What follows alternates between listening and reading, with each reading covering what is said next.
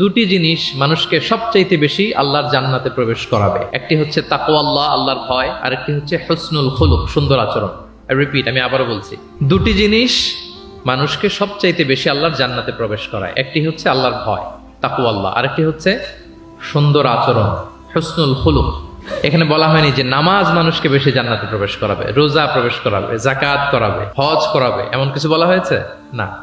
বরং সুন্দর আচরণ মানুষকে বেশি জান্নাতে প্রবেশ করায়। আমরা অনেক সময় ইসলামের এই এসেন্সটা ধরতে পারি না। দেখবেন যে খুব নামাজি কিন্তু খিটখিটে মেজাজের লোক, খুব নামাজি স্ত্রীর সাথে খারাপ আচরণ করে, খুব আল্লাহওয়ালা প্রতিবেশীর সাথে ঝগড়াঝাটি, খুব নামাজি মানুষ কলিগের সাথে সম্পর্ক ভালো নাই।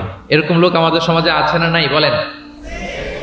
তার মানে ইসলামের যে ট্রু এসেন্স এটা ধরতে পারে নাই। আশেপাশের নেইবরের সাথে, কলিগের সাথে, বন্ধুদের সাথে, সহপাঠীদের সাথে যে ভালো আচরণ করতে হয়, গুড বিহেভিয়ার করতে হয়, এবং এটাই যে আমাকে সবচেয়ে বেশি জান্নাতে প্রবেশ করানোর মাধ্যম হতে পারে, এটা আমরা ভুলে যাই। প্রিয় বন্ধুরা, আমরা যেন এই ব্যাপারটাকে ছোট মনে না করি। সবচেয়ে বেশি জান্নাতে মানুষকে প্রবেশ করায় তাকওয়াল্লাহ, হুসনুল খুলুক, আল্লাহর ভয়, আরেকটা কি? সুন্দর আচরণ। অনেক ছোট ছোট বন্ধুদেরকে আমি দেখতে পাচ্ছি অডিয়েন্সের মধ্যে। আমরা আমাদের সহপাঠীদের সাথে, বন্ধুদের সাথে ভালো আচরণ করব তো আজকে থেকে? হ্যাঁ, সাউন্ড খুব অল্প হয়েছে, আমি শুনি নাই, আরো জোরে করবো কিনা?